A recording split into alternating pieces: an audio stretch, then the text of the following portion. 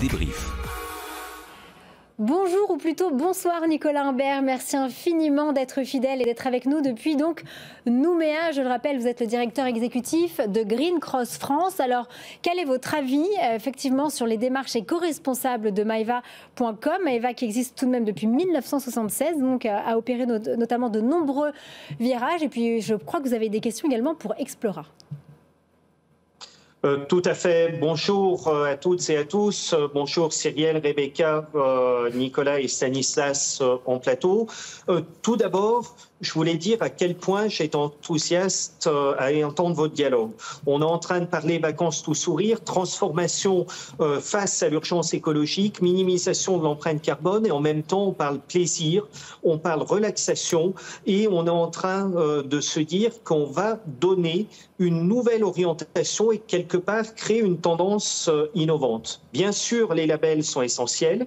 Bien sûr, il est important de travailler dans la mesure, mais il est important aussi de travailler sur cette désirabilité qui transparaît dans vos deux discours.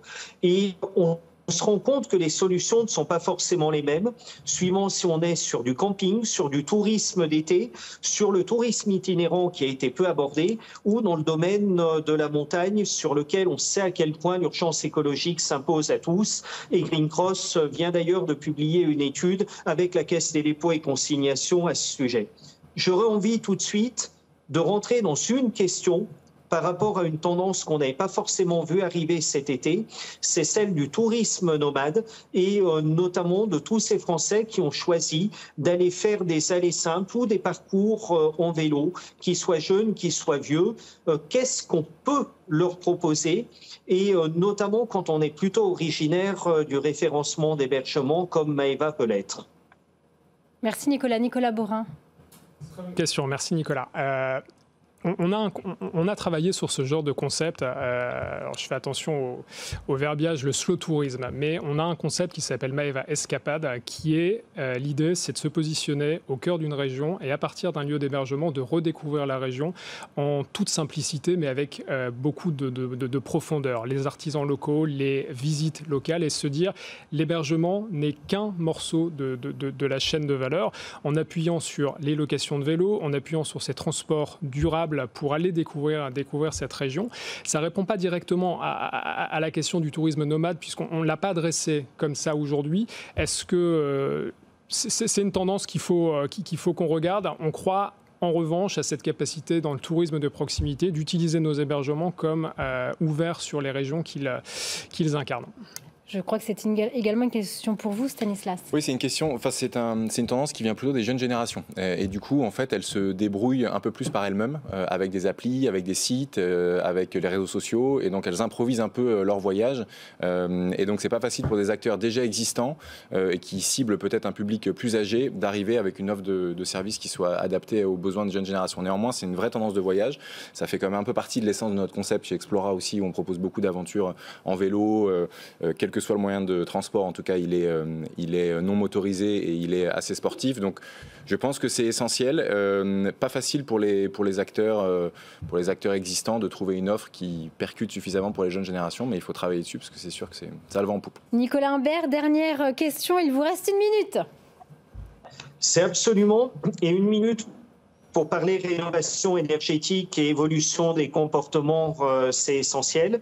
On a déjà cité à quel point la rénovation énergétique était essentielle pour la montagne, mais ça ne marchera que parce qu'on arrive à enthousiasmer, à ne pas contraindre et en même temps à aider chacune et chacun en vacances à trouver les bons comportements. Donc comment est-ce qu'on fait pour avoir le consommateur de vacances, le touriste avec soi dans cette transformation?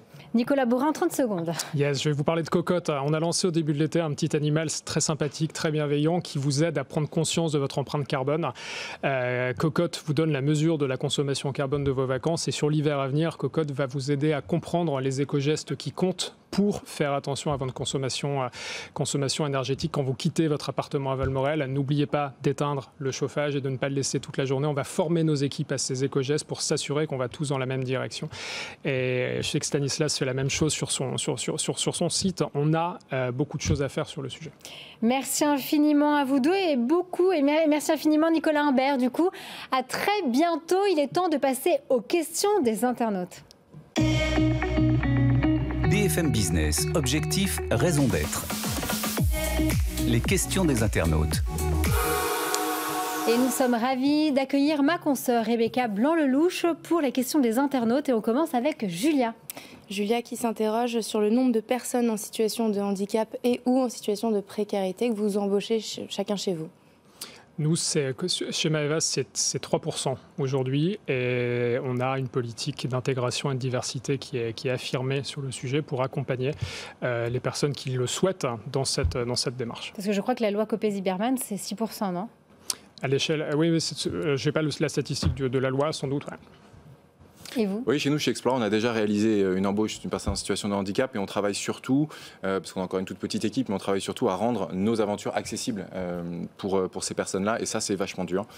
Donc évidemment, on ne peut pas leur rendre accessible tout le catalogue, mais on essaie de choisir 2 ou 3 expériences qu'elles pourraient bien sûr faire. Eh bien, vous nous devancez, c'est la question de Sherazade. C'était la question suivante de Sherazade, qui demande quels sont les dispositifs qui sont dédiés aux personnes en situation de handicap dans les hébergements de vos sites.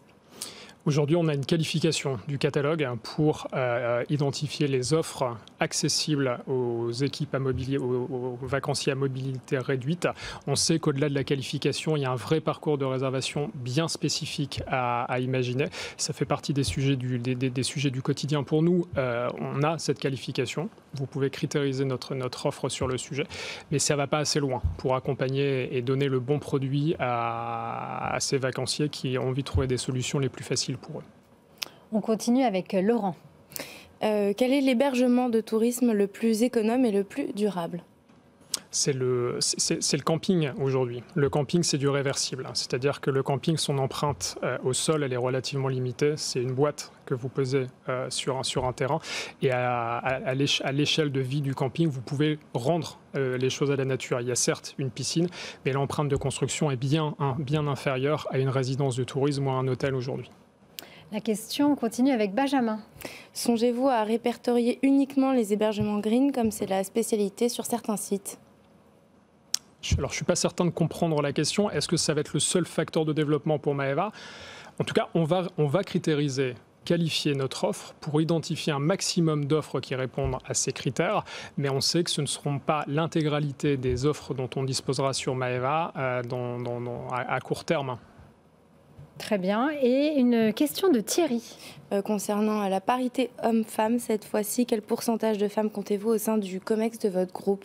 Est-ce que vous le connaissez ? Alors, du COMEX du groupe, il y a une femme sur 10 aujourd'hui. Le COMEX du groupe Pierre et Vacances Center Parks, on sait qu'on a des efforts à faire.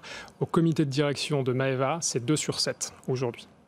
Et chez vous, Explorer ? Chez nous, c'est au COMEX, c'est 1 sur 5.